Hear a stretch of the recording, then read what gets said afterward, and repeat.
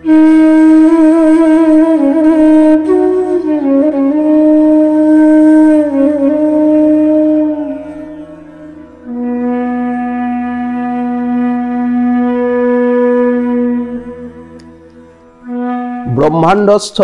সমস্ত সুখ সমূহই মহা দুঃখের উপাদানে গড়া। শুধু সুখ দুঃখের তারতম্য হিসাবেই স্বর্গ এবং নরক নাম মাত্র। স্বর্গ সুখ ভোগ করে যারা এসেছেন এই জগতে, এমন মানব এর মধ্যে 4টে চিহ্ন দেখা যায়। আর নরকের থেকেও যারা এসেছেন নরক দুঃখ ভোগ করে, তাদের মধ্যেও 4টে চিহ্ন দেখা যায়। 84 লক্ষ যোনির বিস্তৃত বিবরণ।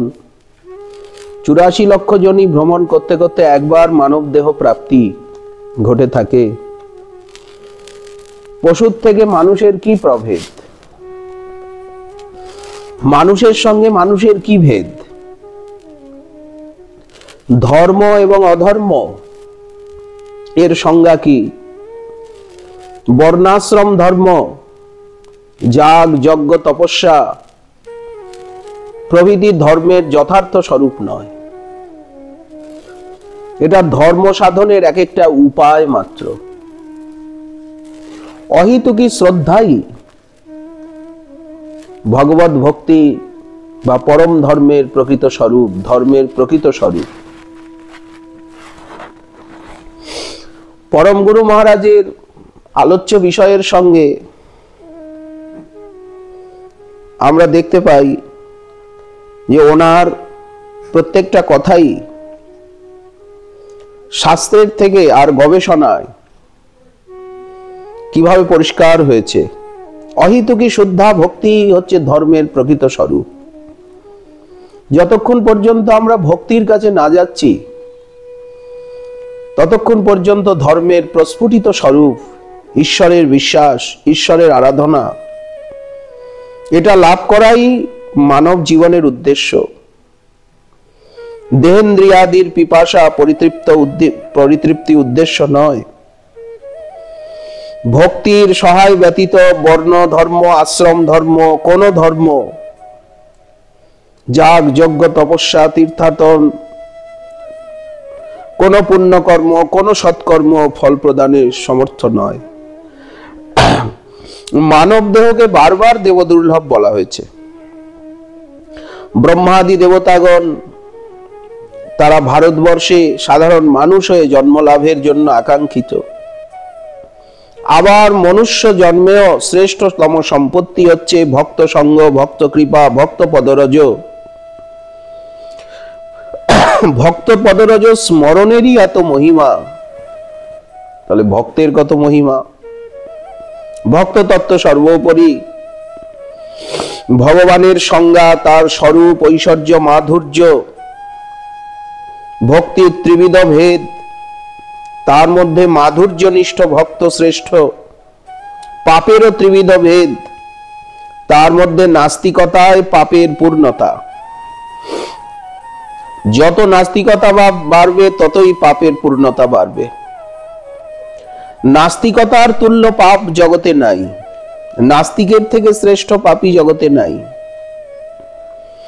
শ্রীকৃষ্ণ স্মৃতিবিহীন যারা, ভগবত স্মৃতিবিহীন জন, তাদের কার্য এবং চিন্তাতে বৃথা পরমায়ু ক্ষয় হচ্ছে। কৃষ্ণ স্মৃতিবিহীন, কৃষ্ণ শরণাগতিহীন মানবগণ জীবিত থেকেও মৃত, তাদের সবকিছু শ্মশান সদৃশ। শ্মশানের মধ্যে জীবন্তের নিশান।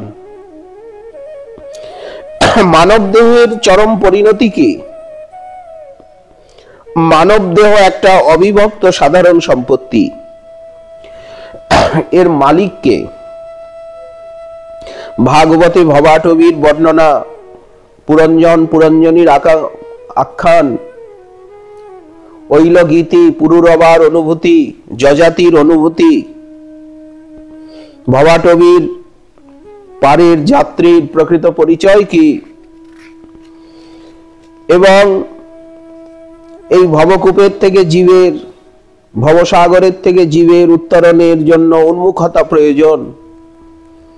উন্মুখতা একমাত্র সাধু সঙ্গ প্রভাবেই আসবে। কৃষ্ণ আমার প্রভু, আমি তারই দাস, আমি মায়ার দাস নই।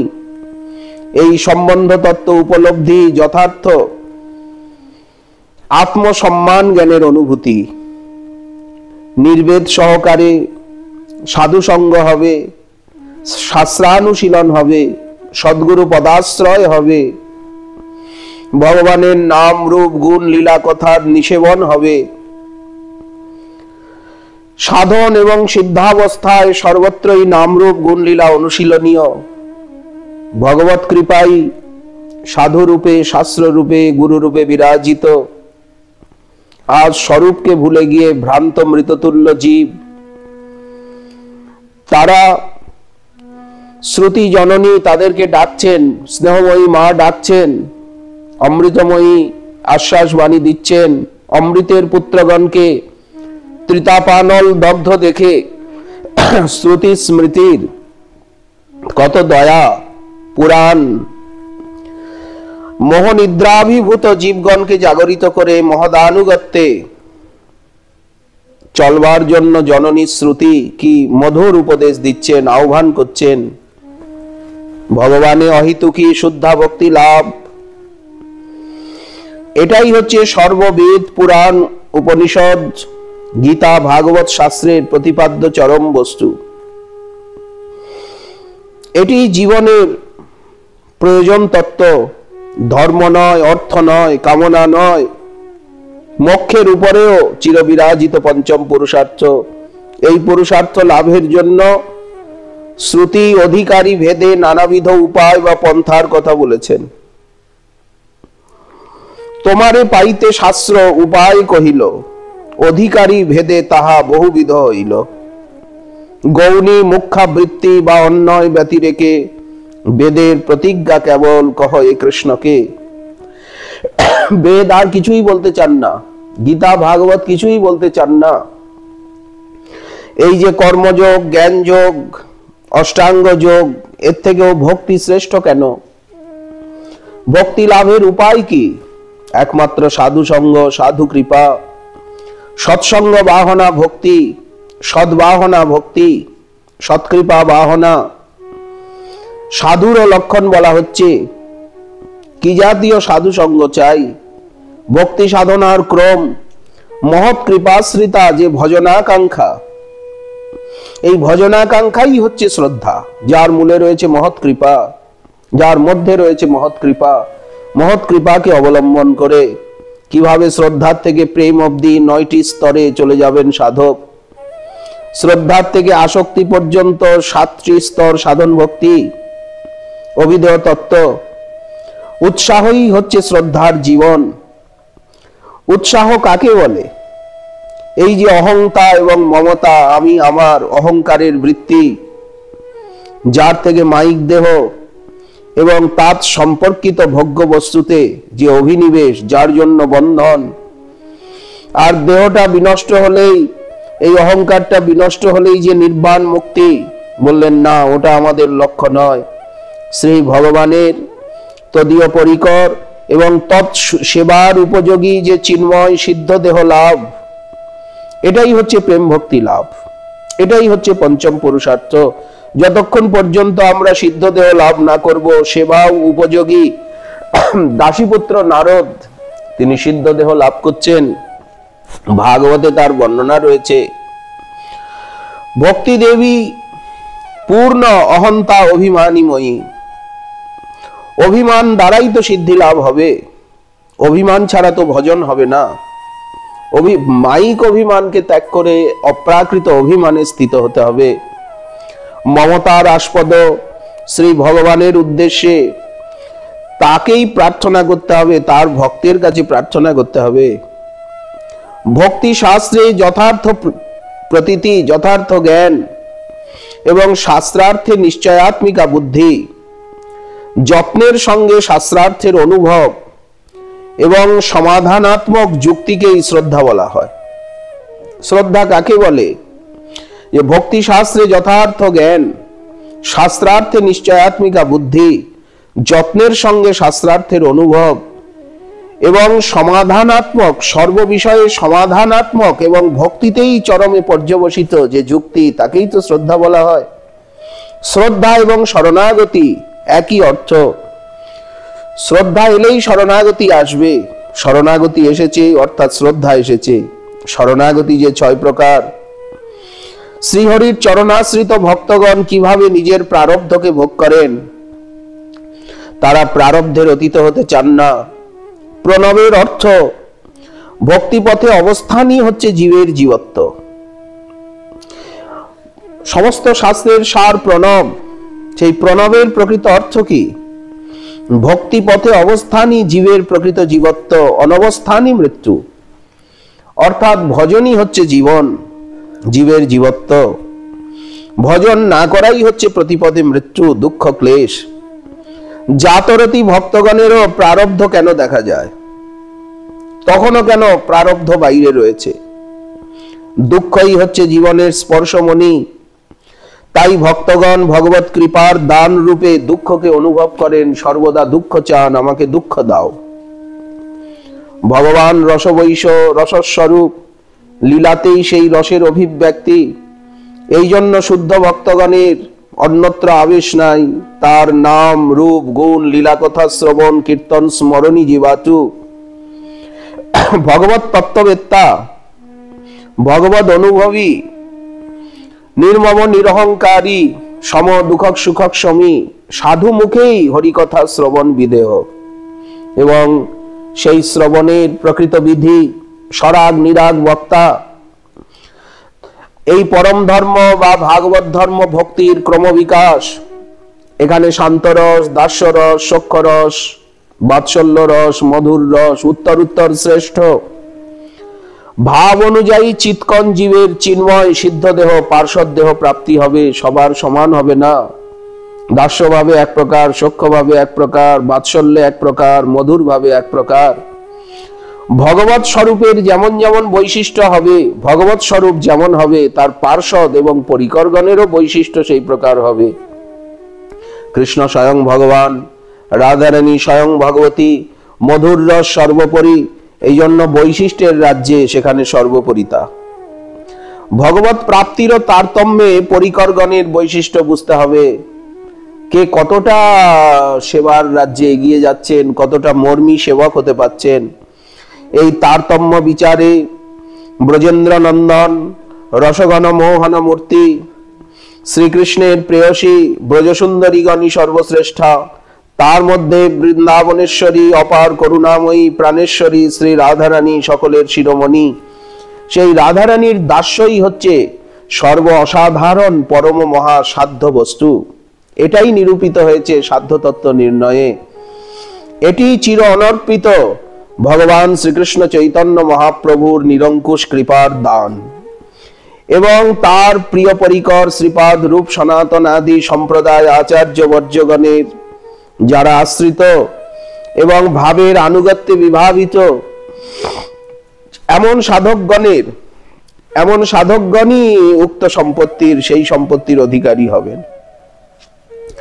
সবাই এক বস্তু পাবেন না, কারণ এই বস্তু পেতে গেলে অনুগত হতে হবে। কার অনুগত হব? কোথায় অনুগত হব? এই যে দেবাদি জন্ম উৎকৃষ্ট বিষয় ভোগের মহাবেশ হেতু, আর পশু জন্ম বিবেকের অভাব হেতু ভজনের উপযোগী নয়। দেব দেহে ভজন হবে না, দেবতা হলে ভজন হবে না, পশু হলেও ভজন হবে না। মনুষ্য দেহ ব্যতীত অন্য দেহে ভগবত ভজন হবার নয়। মানব দেহে মন, বুদ্ধি, ইন্দ্রিয়াদি পাওয়া যায় এবং দ্বিতীয় অভিনিবেশ ছাড়িয়ে কৃষ্ণাবেশে ভাবিত হতে পারলে ভজন সাধন সুখকর হয়। কৃষ্ণাবেশ যতক্ষণ না হচ্ছে ততক্ষণ দুঃখকর।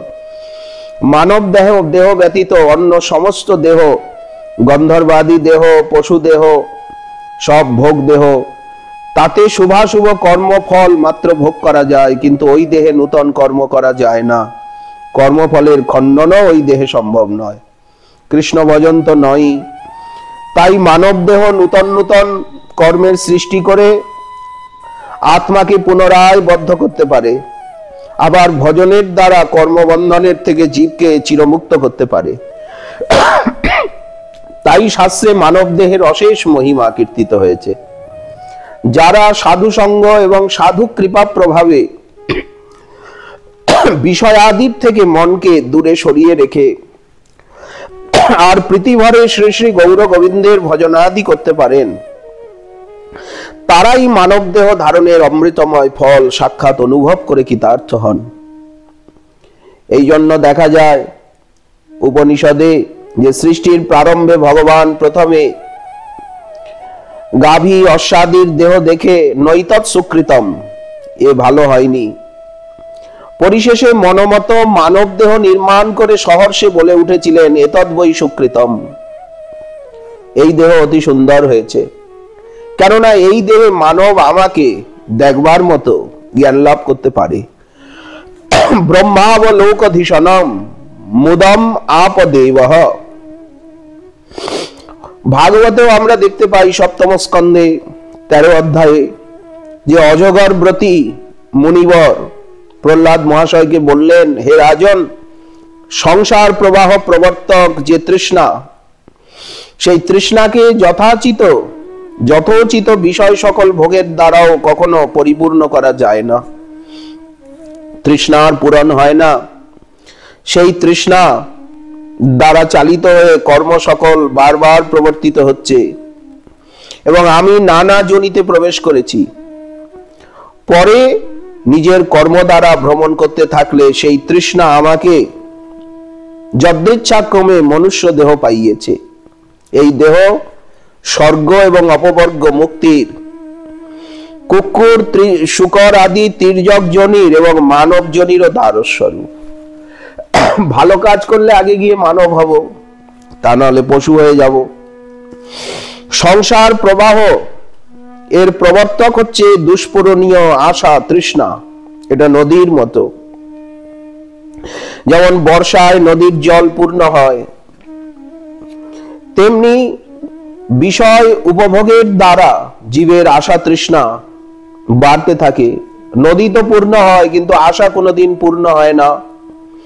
নদীর স্রোতে যেরূপ তৃণ কাষ্ঠ পাষাণ এসব ভেসে যাচ্ছে, তেমনি আমিও এই আশা স্রোতে দেবতা পশু তির্যক আদি বহু জনিতে প্রবিষ্ট হয়েছি।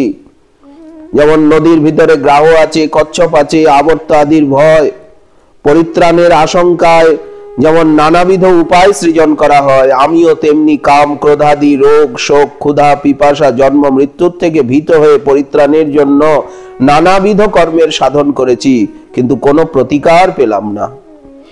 নদীর মধ্যে যেমন কোথায়ও চতুষ্পদ থাকে সৈকত দেশ, যেমন 4টি পদযুক্ত বালুকাময় স্থান, আমিও তেমনি এই সংসার প্রবাহ নদীর ভিতরে চতুষ্পদ সৈকত দেশের মতো মানব দেহ লাভ করেছি।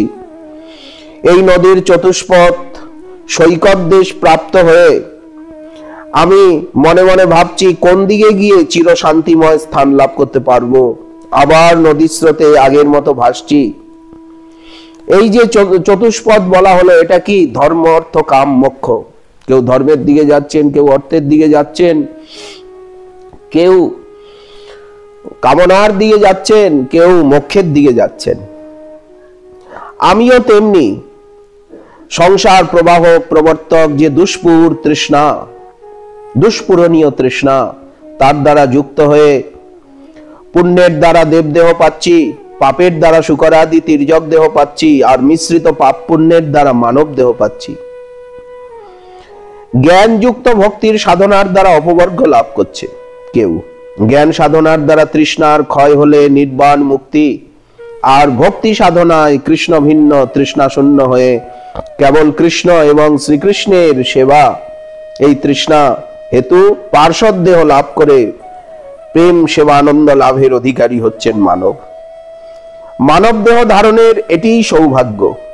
সংসারে লক্ষ লক্ষ জন্ম ঘুরতে ঘুরতে যে মনুষ্য দেহ প্রাপ্ত হয়, সে সংসার খাঁচার দ্বার খোলা পেয়েছে, জানতে হবে। পাখি যেমন খাঁচার দ্বার খোলা পেয়েও তুচ্ছ গোটা কয়েক তন্ডুল কণার লোভে, একটু ছোলার লোভে খাঁচা ছেড়ে বাইরে বেরোতে চায় না, সংসার আসক্ত মানুষও তেমনি মনুষ্য দেহ পেয়ে তুচ্ছ সংসার সুখের জন্য মুক্তির কোনোই চেষ্টা করে না, এবং সেই পাখির মতো গৃহাসক্ত জনকে শাস্ত্রে আরূঢ়চ্যুত বলা হয়েছে। এমনও জনমে হরি না বলিলি, ফেরেতে পড়িলি ভাই, কহে প্রেমানন্দ আবার 84 কবে বা ফিরিতে যাই। কামিনী কাঞ্চন হৃদয়ে রঞ্জন, তাহাতে মগন থাকো, এদিকে তোমার কি দশা ঘটিছে তার কি খোঁজ রাখো। 84 নরকে যাবে একে একে, পথ পরিষ্কার প্রায়। অনেকে মনে করেন যে মানুষ মরণের পর আর পুনর্জন্ম লাভ করে না, কারণ মনুষ্য জন্মই চরম জন্ম।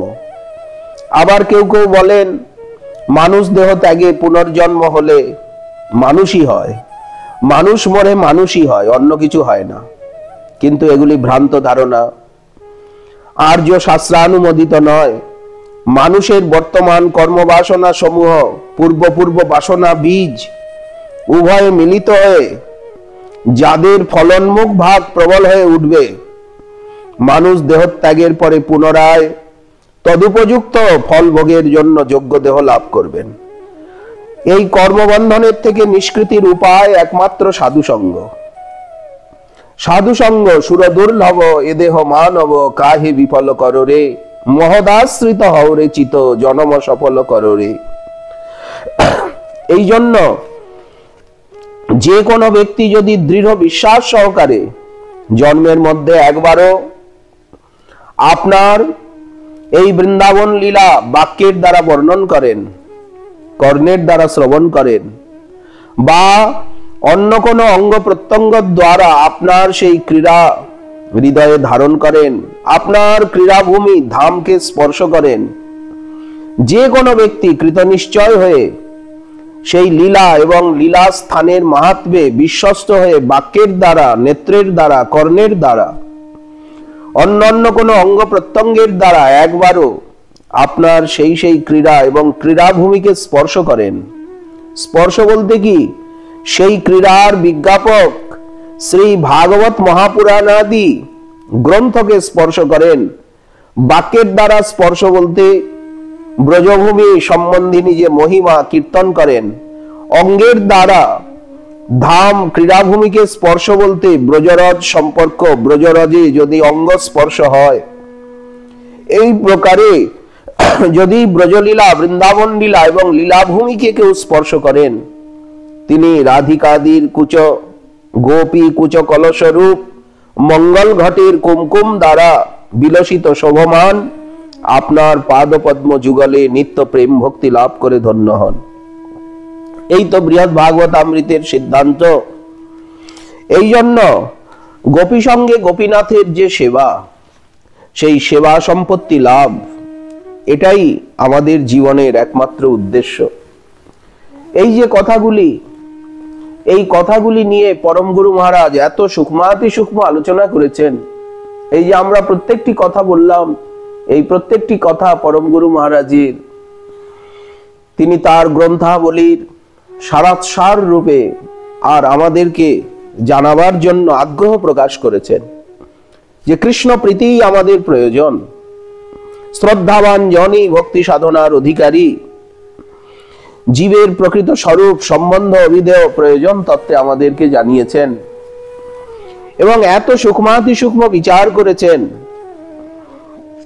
তিনি নিজে লিখছেন যে আমার দীক্ষা গুরুপাদ পদ্মের প্রতি আত্মনিবেদনে উনি লিখছেন, শ্রী শ্রী রাধা কৃষ্ণ বিলাসী যুগলের সর্বসেবার সমাধান কর্ত্রী যুথেশ্বরী শ্রীমতী অনঙ্গ মঞ্জরীর যুথে, যিনি শ্রীমতী মদন মঞ্জরী রূপে নিত্য সেবায় নিযুক্ত থেকে শ্রী শ্রী রাধা কৃষ্ণ মিলিত বপু শ্রী শ্রী গৌরলীলায় তদীয় অভিন্ন কলেবর শ্রী শ্রীমন নিত্যানন্দ প্রভুর প্রিয় পরিকর শ্রী শ্রী গোপাল ধনঞ্জয় পণ্ডিত ঠাকুর রূপে অবতীর্ণ হয়েছেন। তদীয় পরিকর, তার পরিকর আমার পরমারাধ্য দীক্ষা গুরু পাদপদ্ম শ্রী শ্রী গোপালচন্দ্র গোস্বামী প্রভুপাদের প্রীতির জন্য আমি আমার মঞ্জরি স্বরূপ নিরূপণ গ্রন্থ যমুনার জলে যমুনার পূজার মতো তার করকমলে এই অযোগ্যাধম শিষ্য কর্তৃক পরম শ্রদ্ধা ভরে পরম শ্রদ্ধা ভক্তি সহকারে সমর্পিত হলো। উনি ওনার দীক্ষা গুরুদেবের পরিচয় দিয়েছেন যে গোপাল চন্দ্র ঠাকুর গোস্বামী প্রভু, তার কৃপায় মহাপ্রভুর অনর্পিতচরী করুণার দান হচ্ছে মঞ্জরি ভাব সাধনা। গোপী ভাবে উপাসনার কথা অনাদি সিদ্ধ পুরাণ তন্ত্র আদিতে রয়েছে, প্রাক চৈতন্য যুগেও বহু মনীষীর গ্রন্থে রয়েছে। পদ্মপুরাণ, পাতালখণ্ডে, রুদ্র জামল তন্ত্রে, ষটকোপাচার্যের কৃত সহস্র গীতিতে গোপীভাব সাধনার উল্লেখ আছে এবং যতীন্দ্র রামানুজাচার্যের সহস্র গীতি তার মূল তামিল ভাষার বঙ্গানুবাদ করেছেন আমাদের খর্দার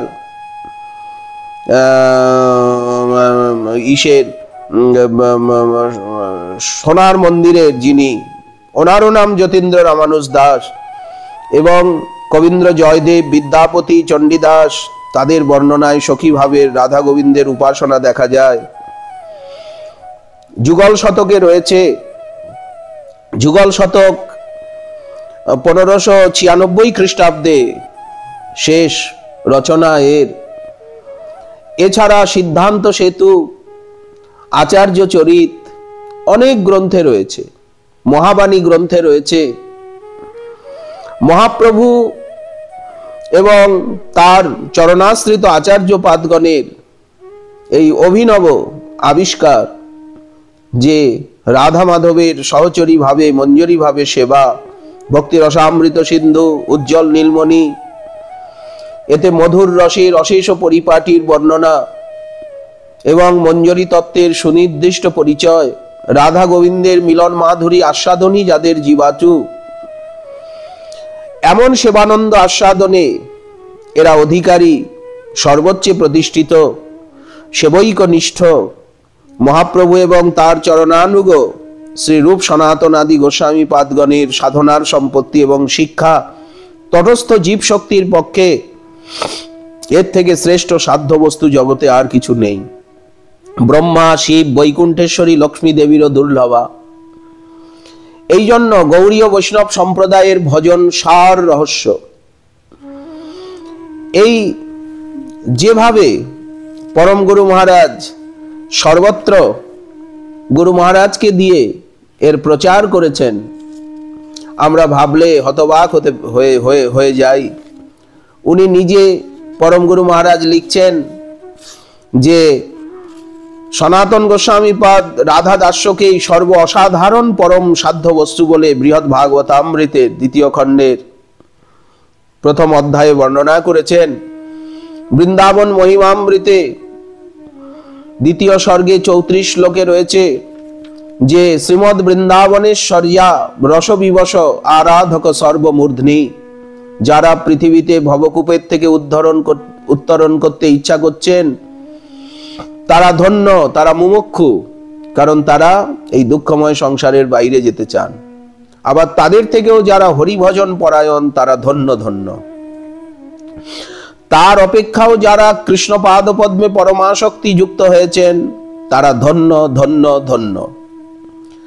তার অপেক্ষাও আবার রুক্মিণী বল্লভের প্রিয় যারা দ্বারকাধীশের উপাসক বললেন তারা ধন্য ধন্য ধন্য ধন্য। তদপেক্ষাও বৃন্দাবনে ব্রজধামে যশোদানন্দনের প্রিয়গণ যারা, তারা আরো বেশি প্রশংসনীয়, তারা ধন্য ধন্য ধন্য ধন্য ধন্য ধন্য। তদপেক্ষাও সুবল সখা, তাদের প্রিয় সখাগণের প্রিয় যারা বলেন তারা আরো ধন্য ধন্য ধন্য ধন্য ধন্য ধন্য ধন্য। তদপেক্ষাও যারা গোপীকান্ত, গোপীনাথ, গোপীজন বল্লভ, গোপী লোচনামৃত, তাদের ভজন পরায়ণ বলেন তারা আরো ধন্য ধন্য ধন্য ধন্য ধন্য ধন্য ধন্য। কিন্তু সবার থেকে শ্রেষ্ঠ ধন্য কারা? পরম করুণাময়ী বৃন্দাবনেশ্বরী, বৃন্দাবন সাম্রাজ্ঞী শ্রী বৃন্দাবনেশ্বরী প্রাণেশ্বরীর পরম রস বিবশ আরাধক রাধা দাস্যৈক নিষ্ঠ যারা, তারা সকলের শিরোমণি, তাদেরকে যদি কোটি ধন্যবাদও দেওয়া যায়, তাদের নিছনি ত্রিভুবন, তাদেরকে যদি কোটিবারও বলা যায় ধন্য ধন্য ধন্য ধন্য ধন্য ধন্য ধন্য ধন্য ধন্য ধন্য পরম ধন্য মহাধন্য ধন্যতর ধন্যতম বলেন, অনেক কম বলা হলো। এই সর্বসাধ্য শিরোমণি শ্রী রাধা স্নেহাদিকা ভাবোল্লাসা রতি উন্নত উজ্জ্বল রসাত্মিকা ভক্তি স্বয়ং মহাপ্রভুর নিরঙ্কুশ কৃপার দানের বৈশিষ্ট্য, উন্নত উজ্জ্বল রস প্রেম ভক্তি দন, কোন কালে প্রভু যাহা না দেন কখনো, সে ধন দিবারে কলিযুগে কৃপা করি, যেই দেব অবতীর্ণ হেমবর্ণ ধরি, সিংহ সম সেই দেব সচির কুমার, হৃদয় কন্দরে তব স্ফুরুক অনিবার। রূপ গোস্বামী পাদের হৃদয়ে সর্বশক্তি সঞ্চার করে রূপ গোস্বামী পাদকে কবি কর্ণপুর বলেছেন প্রিয় স্বরূপ, দ্বৈত স্বরূপ, সহজাভিরূপ, নিজানুরূপ, একরূপ, সবিলাস রূপ। তার হৃদয়ে সর্বশক্তি সঞ্চার করে নিজের মনোভীষ্টকে প্রকাশ করেছেন মহাপ্রভু। চৈতন্য চরিতামৃতে তার প্রমাণ পাওয়া যায়। কৃষ্ণ তত্ত্ব, ভক্তি তত্ত্ব, রসতত্ত্ব প্রান্ত সব শিখাইল প্রভু, ভাগবত সিদ্ধান্ত রামানন্দ পাশে যত সিদ্ধান্ত শুনিল, রূপে কৃপা করি তাহা সব সঞ্চারিল, শ্রীরূপ হৃদয়ে প্রভু শক্তি সঞ্চারিলা, সর্বতত্ত্ব নিরূপণে প্রবীণ করিলা। এই জন্য শ্রীচৈতন্য মনোভীষ্টং স্থাপিতং যেন ভূতলে, সোয়ং রূপ কদা মহ্যং দদাতি সপদান্তিকম। শ্রীমন মহাপ্রভুই জগৎজীবকে আত্মদান করবার জন্য ভাগবত রূপে, ভাগবত রস রূপে শ্রী রূপ গোস্বামী পাদের হৃদয় কমল কোষাভ্যন্তরে চিরবিরাজমান হয়েছেন এবং সেখান থেকেই ভক্তি রসামৃত সিন্ধু, আর সেই সিন্ধুর গর্ভের থেকে উজ্জ্বল নীলমণি আমাদের শ্যামসুন্দর জগৎকে উদ্ভাসিত করেছেন। কিন্তু দেখিয়া না দেখে তারে অভক্তের গণ, উলুকে না দেখে জইছে সূর্যের কিরণ। আমাদের বলদেব বিদ্যাভূষণ পাদ লিখছেন সযুথং শ্রী রূপানুগহ, সযুথং শ্রী গোপাল ভট্ট গোস্বামী, সনাতন গোস্বামী, লোকনাথ গোস্বামী প্রভৃতি যুথেন সহ বর্তমান সচাসৌ রূপশ্চেতি তস্যানুগ, শ্রী রূপস্য স্বগুরুত্বেন শ্রেষ্ঠত্বাৎ যুথাধিপত্যেন উক্তি। রঘুনাথ দাস গোস্বামী পাদ মনশিক্ষায় লিখেছেন যে সযুথ গোপাল ভট্ট গোস্বামী, সনাতন গোস্বামী, লোকনাথ গোস্বামী প্রভৃতি যুতগণের সঙ্গে যে রূপ গোস্বামী পাদ বিরাজিত আছেন, আমি তার অনুগত হয়ে ব্রজবনে বাস করব। এবং নিজেকে রূপ গোস্বামী পাদের শিষ্য বলে পরিচয় দিচ্ছেন, নিজের গুরু বলে, জন্ম জন্মের গুরু বলে এবং যুথাধিপতি বলে বর্ণনা করছেন। আদদান তৃণং দন্তৈ হৃদং যাচে পুনঃ পুনঃ, শ্রীমদ রূপ পদাম ভোজ ধুলি শ্যাম জন্ম জন্মনি মুক্তাচরিতে। সুতরাং শ্রী রূপ গোস্বামী পাদের আনুগত্যেই শ্রী চৈতন্য মনোভীষ্ট উপলব্ধি হবে। তিনি তার শান্ত দাস্য সখ্য বাৎসল্য রতির স্থায়ী ভাব বিভাব অনুভাব আদির বিস্তার রূপে বর্ণন করেছেন ভক্তি রসামৃত সিন্ধুতে।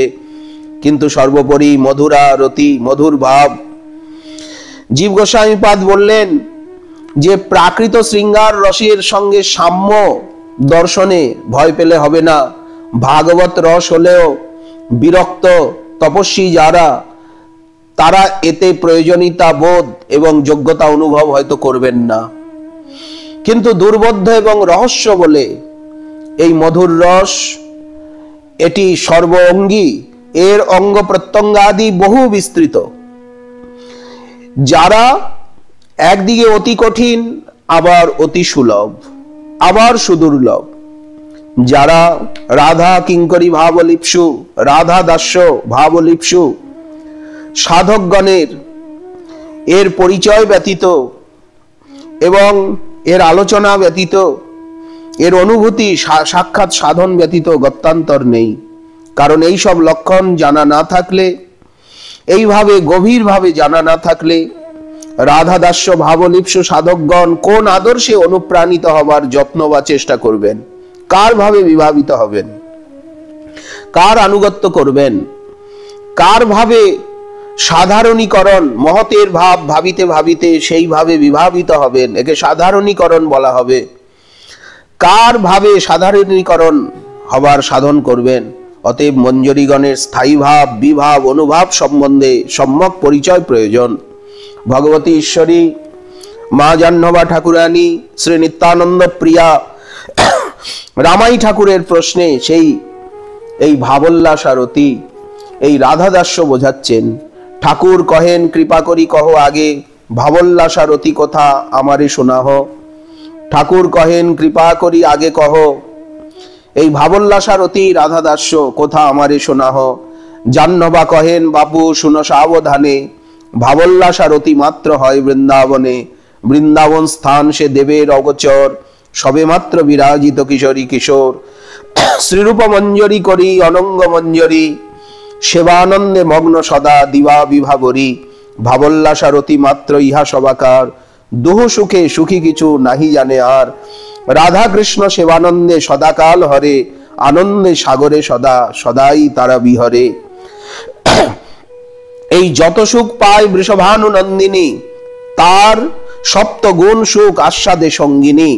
কোন ছলে একসঙ্গে সখীরে মিলায়, সে আনন্দ দেখি শুনি কোটি সুখ পায়। এই তো কহিনু ভাবোল্লাসারও আখ্যান, নপার এই অহং রাশি কহিলা ভগবান। যে ব্যক্তি শ্রী রাধার পাদপদ্ম রেণুকে আরাধনা করে নাই, শ্রী রাধার পদাঙ্কিত শ্রী বৃন্দাবন ধাম আশ্রয় করে নাই, শ্রী রাধারানীর দাস্য ভাবে গম্ভীর চিত্ত বিশিষ্ট জনের সঙ্গে সম্ভাষণ করে নাই, সেই ব্যক্তি কৃষ্ণরূপী সমুদ্রের শাম সিন্দুর রসস্বাবগাহনে নিগুড় রস আস্বাদনে কিভাবে সমর্থ হবে। এই যে কৃষ্ণ ভক্তি রসভাবিত মতি যদি কোথাও পাওয়া যায়, তবে যত্ন করে ক্রয় করে নাও।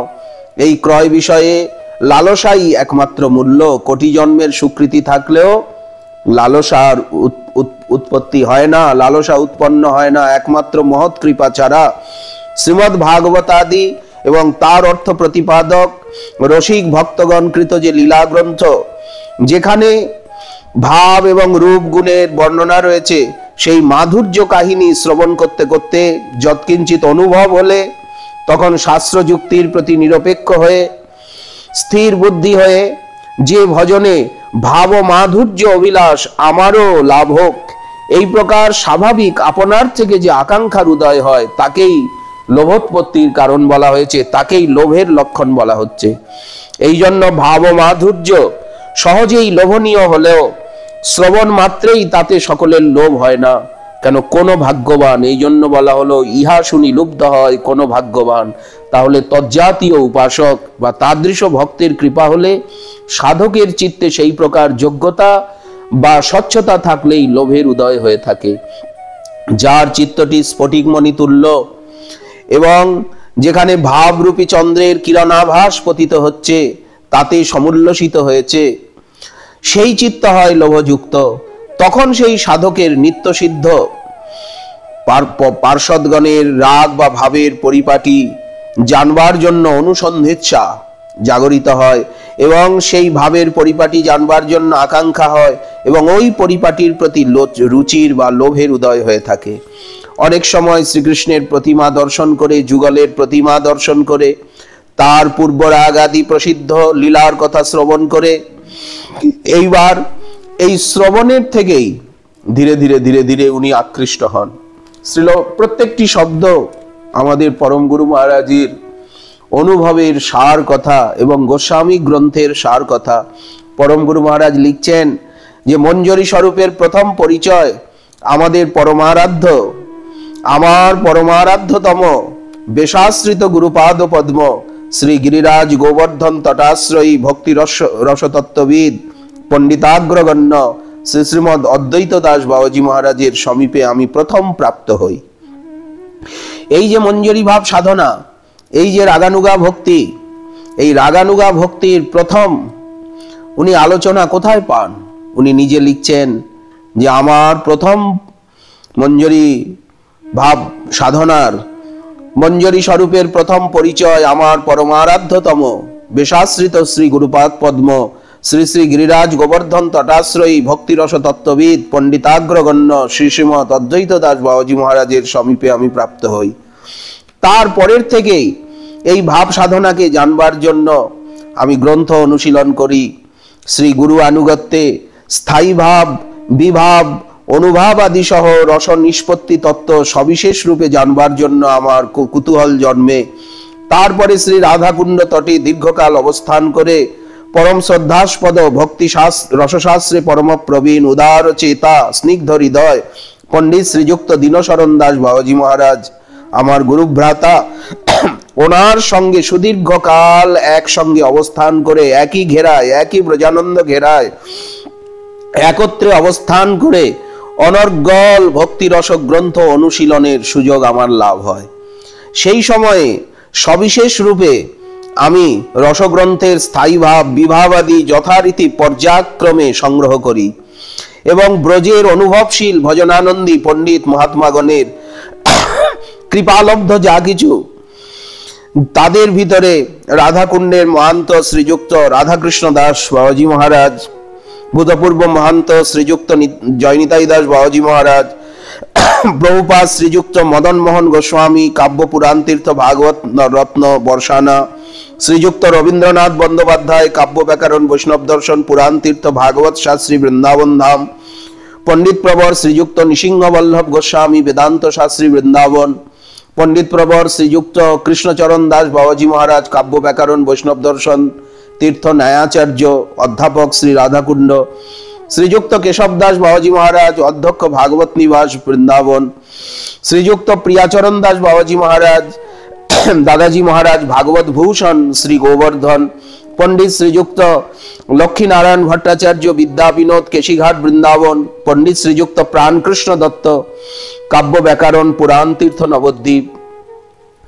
তাদের সঙ্গে আলোচনায়, তাদের সানন্দ অনুমোদন এবং পণ্ডিত শ্রীযুক্ত বৃন্দাবন দাস বাবাজি মহারাজ কাব্য বৈষ্ণব দর্শন তীর্থ ভাগবত শাস্ত্রী রাধাকুণ্ড, এই সমস্ত মহাপুরুষগণের সঙ্গ প্রসঙ্গ এবং তাদের সঙ্গে আলোচনা ইত্যাদি দ্বারা এই যে আমাদের মহাপ্রভুর মহাদান, এই মহাদান এবং শ্রীযুক্ত বিমান বিহারী মজুমদার MA PhD ভাগবত রত্ন অবসরপ্রাপ্ত ইন্সপেক্টর অব কলেজ পাটনা, তিনি আমার গ্রন্থকে আদর করলেন এবং রাধাকুণ্ড নিবাসী আমার পরম প্রীতিভাজন নিমাইচরণ দাসজি, যার পূর্ব নাম নীলধ্বজ সিংহ, অবসরপ্রাপ্ত assistant commissioner magistrate Manipur state, পরম প্রীতিভাজন রাধা বিনোদ দাসজি, যার পূর্ব নাম ডক্টর রমণী মোহন দাস, অবসরপ্রাপ্ত মেডিকেল অফিসার, এই সমস্ত প্রীত্যাস্পদগণ তারাও আমাকে নানাভাবে সহায়তা করেছেন। দেখুন, এই যে ভক্তি গ্রন্থে আবেশ, মহাপুরুষগণে আবেশ, আচার্যগণে আবেশ, এই আবেশের ফলে উনি জীবনে কত গভীরে চলে গেছেন। উনি নিজের কথা নিজেই লিখেছেন এবং নিজের গ্রন্থের ভিতরে তিনি যা কিছু আমাদেরকে দিতে চান, যা কিছু আমাদেরকে বোঝাতে চান, তিনি স্পষ্টভাবে তা লিখে রেখেছেন। আমাদেরকে সেই গ্রন্থগুলো আমরা যদি অধ্যয়ন করি তাহলেই আমরা সবকিছু পেয়ে যাব।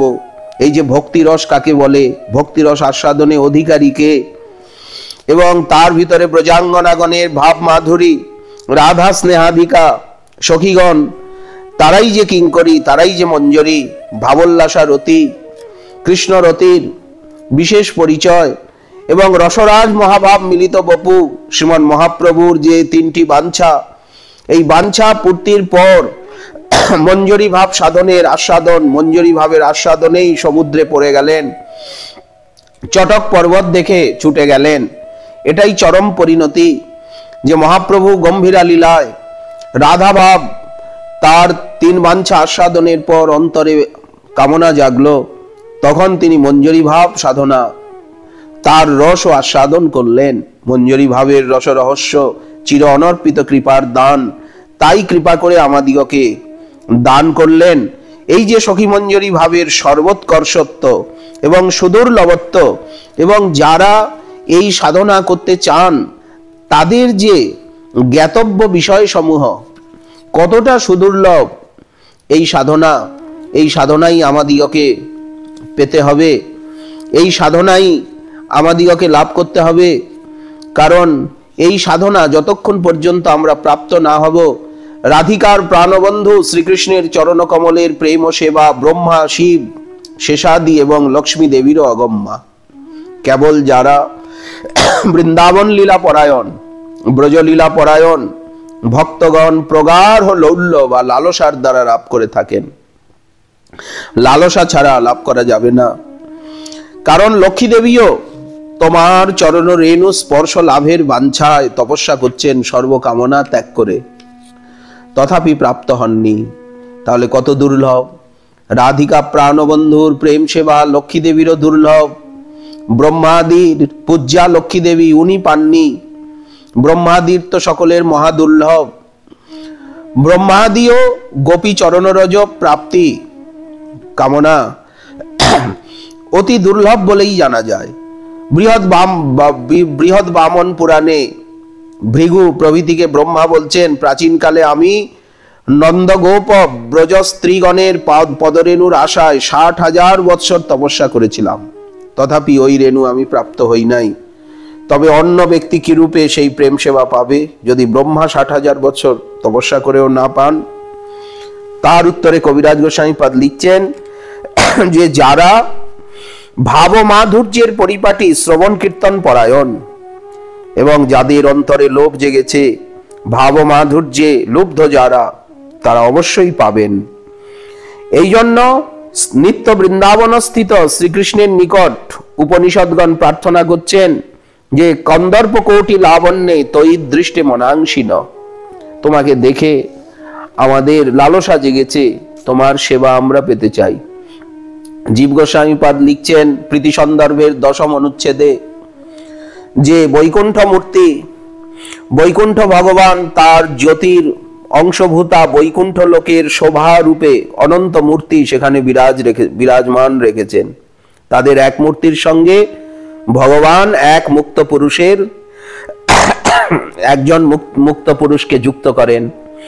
ভগবত ধামে ভগবানের সেবা উপযোগী অনন্ত মূর্তি চিরকাল রয়েছে। ওই সকল মূর্তির মধ্যে ভগবানের জ্যোতির অংশভূত অনন্ত মূর্তির ভিতরে এক একটি তার জ্যোতির এক একটি অংশ।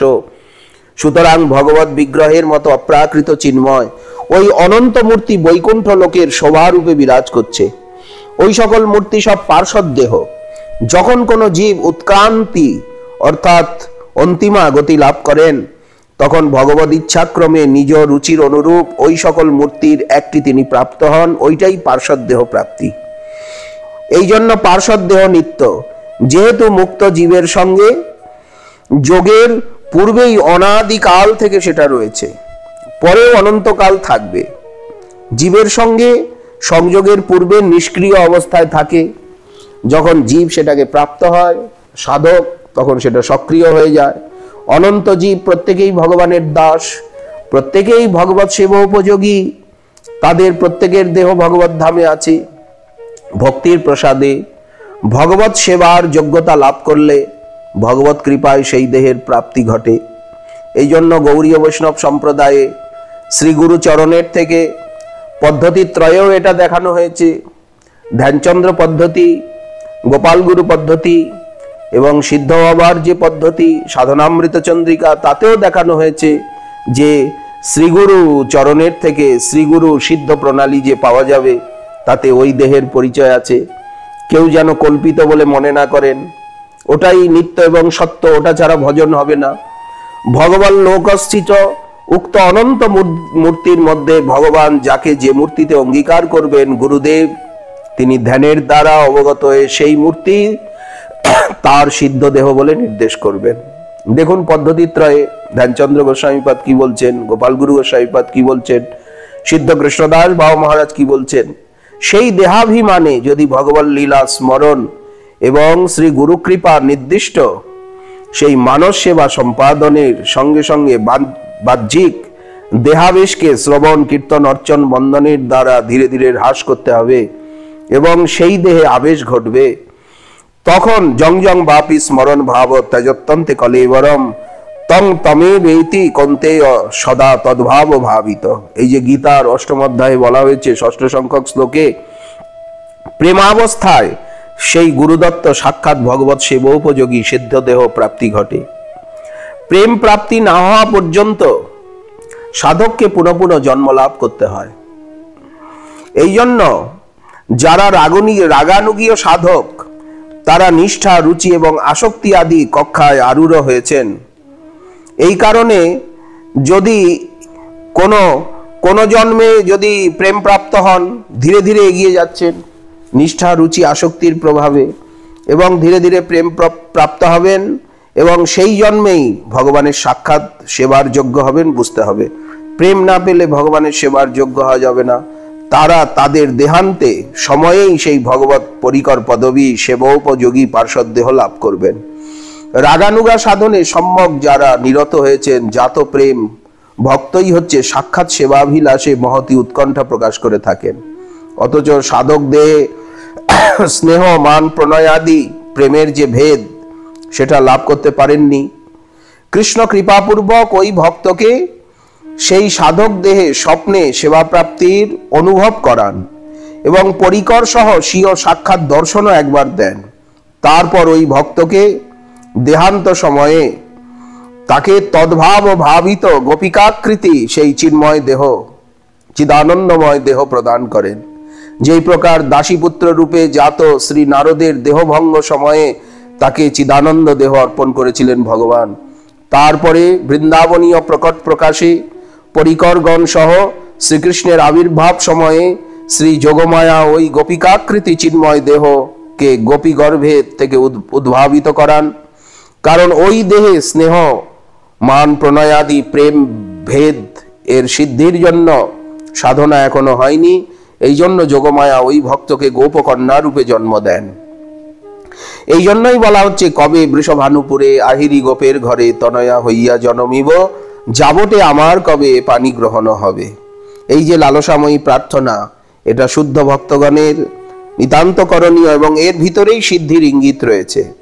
রাগানুগীয় সাধক প্রেম ভক্তির যা অন্তর্বহির পরমানন্দময় কৃষ্ণ সাক্ষাৎকার এবং সর্বাকর্ষক মাধুর্যানুভব লাভের উপায়, সেই মাধুর্যানুভব লাভ করলেই ব্রহ্মাণ্ডান্তরস্থিত লীলা সমন্বিত শ্রী বৃন্দাবনীয় প্রকাশে কোন গোপিকার গর্ভে প্রেম লাভ হলে উনি প্রবেশ করতে পারবেন। এই জগতের থেকে ছুটি তখনই হবে যখন প্রেম লাভ হবে। এই জন্য শ্রদ্ধার থেকে প্রেম এবং প্রেমের উপরই যে সাধন, স্নেহমান, প্রণয় আদি, এগুলি ভালো করে হৃদয়ঙ্গম করা প্রয়োজন। এরপরে শ্রী নাম গ্রহণকারী হরিভক্তগণের এবং তাদের এই যে ভজনক্রম, এগুলি যে নির্গুণ হয়, শাস্ত্র প্রমাণে ভক্তগণের পরম মঙ্গলের জন্য যে শ্রবণ, কীর্তন, অর্চন, বন্দন, শ্রী নাম গ্রহণ আদি, এর থেকে শ্রেয় কিছু নেই। যারা ভজনেচ্ছু তারা ভক্তাপরাধ থেকে, নামাপরাধ থেকে নিজেকে রক্ষা করবেন। ভক্তের দেহে গুণময় ভাবনা যদি করেন, তাহলে অনন্ত অপরাধের সৃষ্টি হয়, পুনঃ পুনঃ অধোগতি ঘটে, কোনো কালে ভক্তি লাভ হয় না। এই জন্য ভক্তের দেহকে কখনো গুণময় বলে ভাবা যাবে না। হরিস্থানে অপরাধে তারে হরিনাম, কিন্তু তোমার স্থানে অপরাধে নাহি কয়রান। যদি বৈষ্ণব অপরাধ উঠে হাতি মাতা, উপারে বা ছিঁড়ি যায়, শুকি যায় পাতা। মহাপ্রভু যে কলিতে অবতীর্ণ হন, সেই যুগে মদ্যপায়ী এমনকি অনন্ত অসদাচারীরাও কোনো না কোনো জন্মে শুদ্ধ হয়ে উদ্ধার পেয়ে থাকেন, কিন্তু ভক্ত অপরাধীর উদ্ধার হয় না। সবারই করিবেন গৌর সুন্দর উদ্ধার, ব্যতিরেক বৈষ্ণব নিন্দুক দুরাচার। মদ্যপের গতি আছে কোনো কালে, পরচর্চকের গতি দেখি নাহি ভালে। সহস্র সংখ্যক জম যাতনা যতেকে, পুনঃ পুনঃ করি ভুঞ্জে বৈষ্ণব নিন্দকে। এই জন্য যারা প্রেম প্রাপ্ত হয়েছেন, পার্শ্বদ দেহ পেয়ে আর নিত্যলীলায় প্রবেশ করবেন, তাদের যে পাঞ্চভৌতিক দেহের নপতৎ পাঞ্চভৌতিকম, ভাগবতে যে পাঞ্চভৌতিক দেহ, তাদের এই কথা শোনা যায়। বললেন, দেখুন, ওটা যে বলা হয়েছে হরিভক্তগণের পাঞ্চভৌতিক কোনো দেহ নেই, ওটা সাধারণ ন্যায়ে বলা হচ্ছে। অপলাপ করলে সিদ্ধান্তের চলবে না। প্রভু বলছেন, বৈষ্ণবের দেহ প্রাকৃত কভু নয়, অপ্রাকৃত দেহ ভক্তের চিদানন্দময়। দীক্ষাকালে ভক্ত করে আত্মসমর্পণ, সেই কালে কৃষ্ণ তারে করেন আত্মসম। সেই দেহ করেন তার চিদানন্দময়, অপ্রাকৃত দেহে তার চরণ ভজয়। এই জন্য তাদৃশ ভক্তগণ মর্তলোকবাসী হলেও তারা বৈকুণ্ঠবাসীদের থেকে কোনো মতে ন্যূন নয়। ওই রকম ভক্তের স্থান, এই তাদৃশ ভক্তগণ যে স্থানে অবস্থান করেন সেই স্থানই বৈকুণ্ঠ লোক। শাস্ত্র প্রমাণ দিয়ে বারবার এই জিনিসটিকে বোঝানো হয়েছে এবং স্বয়ং অনুভূতিও প্রমাণ। এই জন্য ভক্তগণের দেহ হচ্ছেন নির্গুণ সচ্চিদানন্দময়। ভক্তের দেহকে প্রাকৃত বলে মনে করলে অপরাধ হবে। ভগবৎ শরণাগত ভক্তই নির্গুণ, অন্য কোনো সাধনায় নির্গুণ হওয়া যায় না। গুরু উপদিষ্ট ভজনারম্ভ দশার থেকেই ভক্তগণের কর্ণে শ্রবণাঙ্গ ভক্তি, তাদের বদনে কীর্তনাঙ্গ ভক্তি, তাদের মনে স্মরণাঙ্গ ভক্তি, সর্বাঙ্গে দণ্ডবৎ প্রণতিরূপা ভক্তি, হস্তাদিতে পরিচর্যা রূপা ভক্তি প্রবেশ করেন। সুতরাং গুরু কৃপায় সর্বাঙ্গে সর্বপ্রকার ভক্তি অনুষ্ঠিত হয়। এই জন্য ভগবত গুণাদি শ্রবণে শ্রোত্রকে নিযুক্ত করেছেন। ভগবান ভক্তের দেহ নির্গুণ হয়ে গেছে। আবার শ্রোত্রাদি ব্যবহারিক শব্দ গ্রহণ করে কোনো জায়গায় দেহকে গুণময় বলা হচ্ছে, কিন্তু দেহের ভজনারম্ভ দশায় নির্গুণত্ব, আর ভজনারম্ভ না হলে সেটা সগুণত্ব। ভক্তি পরেশানুভব বিরক্তি, যেমন প্রতি গ্রাসে গ্রাসে তুষ্টি সুখ, পুষ্টি বলতে উদর ভরণ, আর ক্ষুধার নিবৃত্তি আংশিক হয়। সম্পূর্ণ ভজনে সম্পূর্ণ সুখ হয়। তেমনি হরিভজনে প্রবৃত্ত ব্যক্তির ভক্তের ভজন বৃদ্ধির তারতম্যের সঙ্গে সঙ্গে নির্গুণাংশ বাড়তে থাকে, আর গুণাংশ ধীরে ধীরে হ্রাস হতে থাকে। এর দ্বারা গুণময় দেহাংশের ক্ষীণতার তারতম্য হয়ে থাকে। যখন সম্পূর্ণ প্রেমের উদয় হয়, তখন গুণময় দেহাংশ সম্পূর্ণ বিনষ্ট হয়ে যায়, ভক্তের দেহ সম্যক নির্গুণ হয়ে যায়। তবে যে ভক্তের স্থূল দেহপাত দেখা যায়, বলেন ওটা ইন্দ্রজাল বিদ্যার মতো সম্পূর্ণ মিথ্যা বুঝতে হবে। ভক্তের দেহপাতও হয়। এই প্রকার বহির্মুখদেরও একটা মত আছে। ওই মতের উচ্ছেদন করতে শ্রীকৃষ্ণ তিনি নিজে কি করছেন, বলেন ভক্তিযোগের রহস্যকে গোপন রাখবো। এই জন্য উনি আবরণে রেখেছেন যে ভক্তের যেন মৃত্যু হলো। যেমন মোসল লীলা, ইন্দ্রজাল লীলাবৎ, মায়ায় যাদবগণের দেহপাত দেখালেন, কিন্তু ওটা সম্পূর্ণ অবাস্তব।